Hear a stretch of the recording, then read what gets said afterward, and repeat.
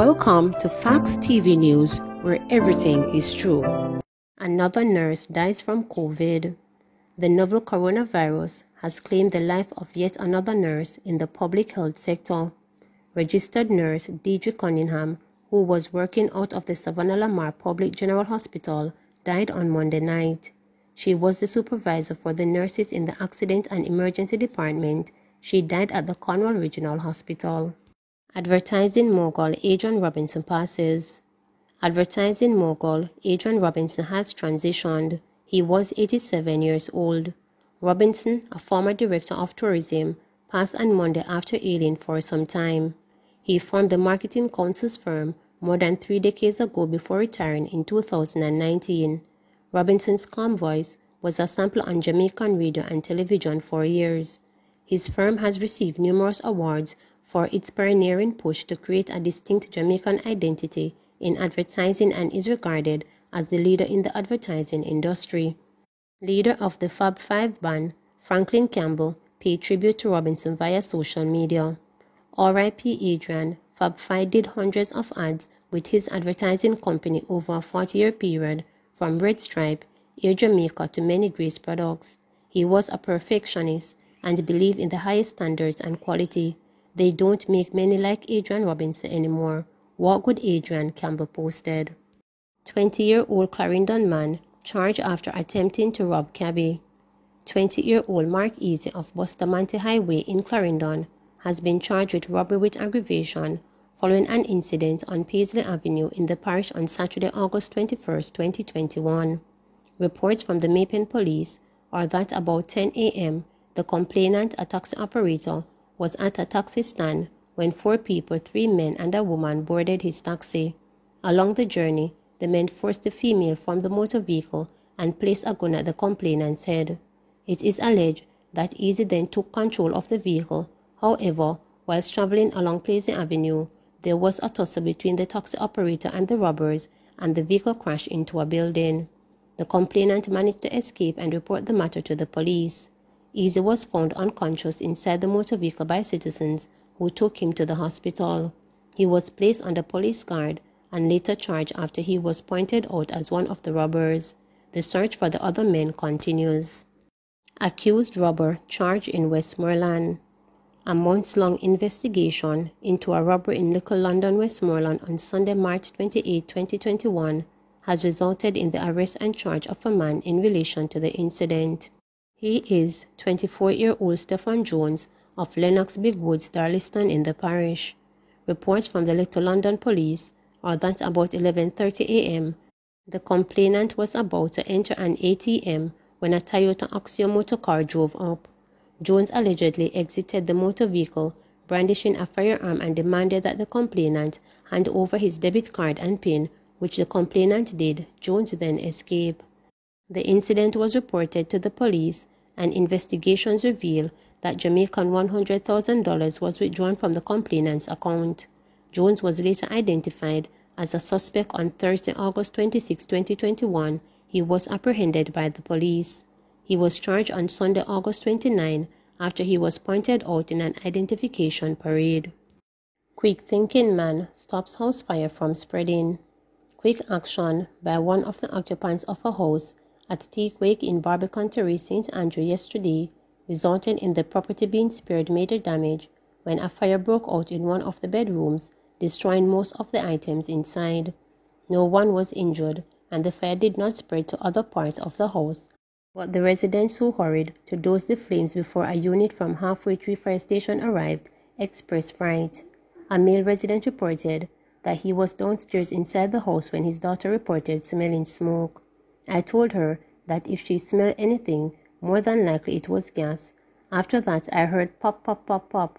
When me run upstairs, at the bed that me sip on fire, all I could do is, me run downstairs to turn off the breaker because I thought it was something electrical. When me go back upstairs, me have to full up bucket and go from downstairs to upstairs to try to out it, but it was getting out of control. The mattress was burning out of control because a 2 mattress was on the bed, he said. Fire also caught a shelf on the wall, so me just did a throw water. Some of the neighbors came over to help.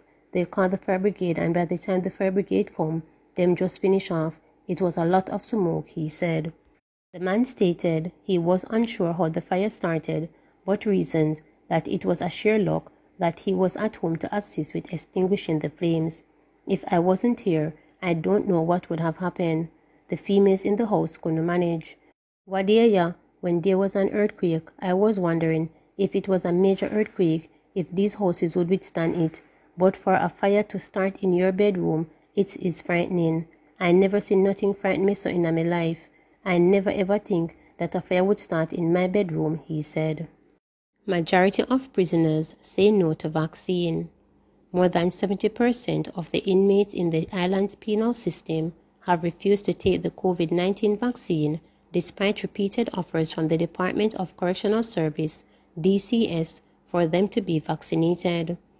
It has been confirmed that vaccines have been allocated for all adult prisoners, but several have indicated that they are not interested. Minister without portfolio in the Ministry of National Security, Matthew Samuda, who has responsibility for the correctional services, yesterday reported that just about 10% of the prisoners have so far been vaccinated. We have upcoming vaccination exercises in our facilities to try to increase our numbers.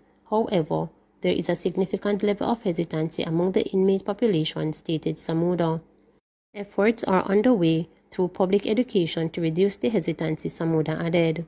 He underscored that the DCS has secured enough vaccines for inmates at every one of Jamaica's adult correctional institutions, and note that any prisoner who wants to be vaccinated can get the jab in a minute. Samuda further stated that now the Pfizer vaccine has become available for children 12 years and older in Jamaica, the DCS will be engaging the parents and guardians of the approximately 300 juveniles in its care to have them vaccinated.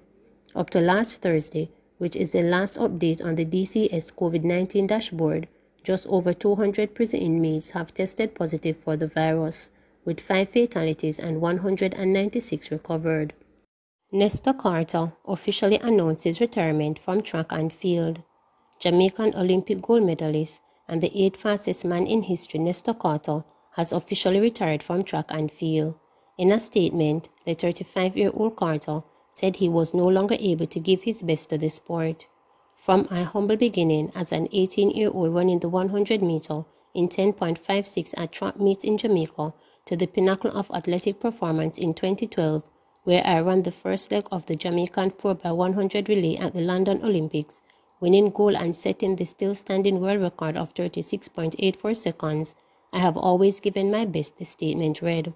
I am no longer able to give my best as an athlete to the sport that I know and love.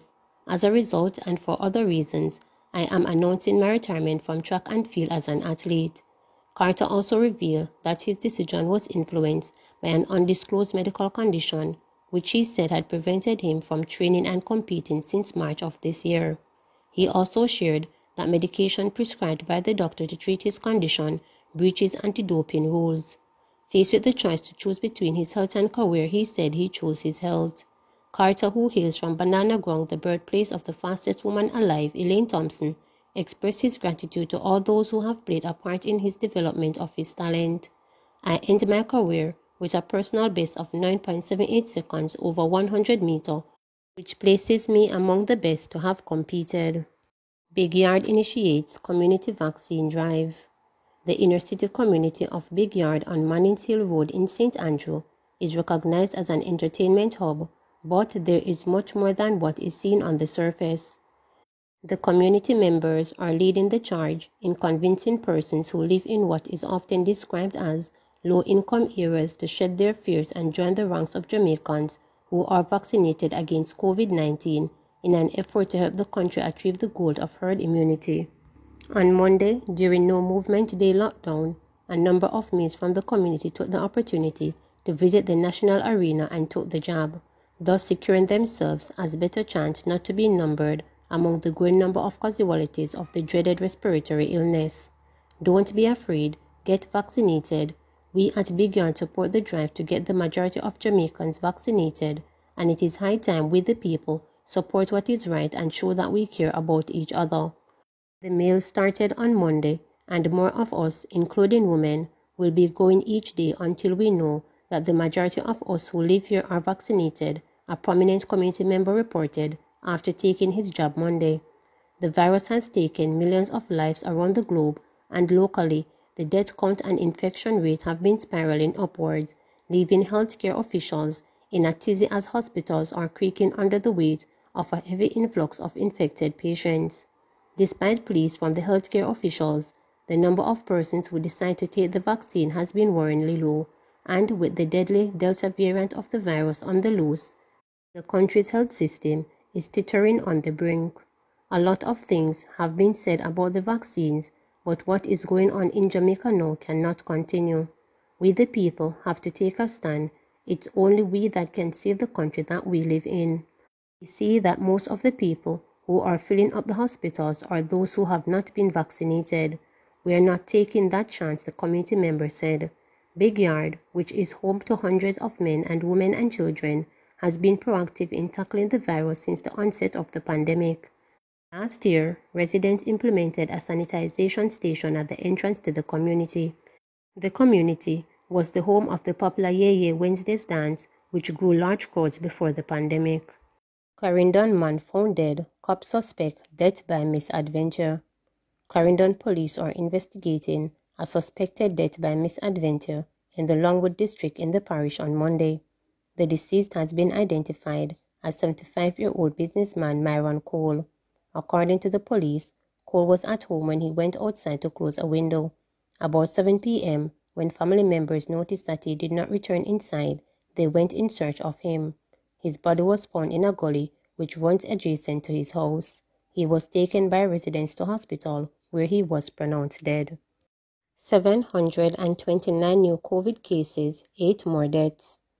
Jamaica recorded 729 new cases of COVID-19 and 8 additional deaths on Monday. This brings the total number of confirmed cases in the island to 68,131 and the death toll to 1,518.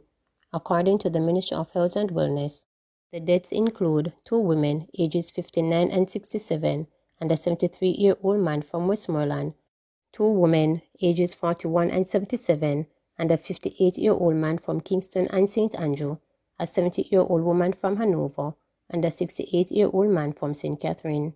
Of the 729 newly confirmed cases, there were 436 females and 293 males, with ages ranging from 3 days to 99 years.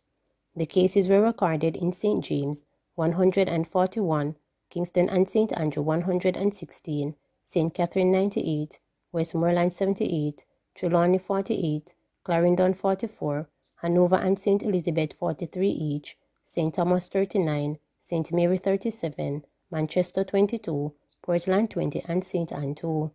The country also recorded 123 recoveries, bringing the total recoveries to 48,309. Newman pleads with public transport operators to take jab.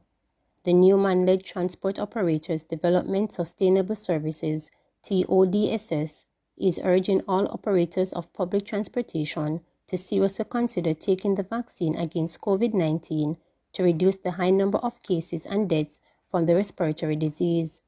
Our sector is losing millions of dollars daily due to the continued stay-at-home restrictions, the reduction in entertainment activities, reduction in church activities, and the list goes on. The sector benefits from all these activities, and we transport operators are now in a financial pandemic, said Newman in a statement on Tuesday. The veteran transport administrator argued that only way out of the present crisis is for the government to find more creative ways to encourage people and operators to take the vaccine. There are about 40% of the public transport sector who are hesitant of the vaccine at this time, but we are of the view that the creative education and promotion this number can be reduced drastically, Newman stated. Regarding the reopening of schools, Newman noted that face-to-face instruction is not just the best method of education for students, but that it provides increased income for the transport sector. Online schooling does not help us, and most importantly, vaccinated students cannot travel with unvaccinated bus crew. We all need to be vaccinated, he declared. We strongly call on the government to find creative ways or incentives, not just for the sector players but for the general undecided, to have them take the vaccine, Newman stated. He said transport operators were encouraged by the large turnout of Jamaicans at the National Arena on Monday to get vaccinated. We hope that this will continue for the next few weeks, he said. Please remember to subscribe, like, share, and click the notification bell for daily updates.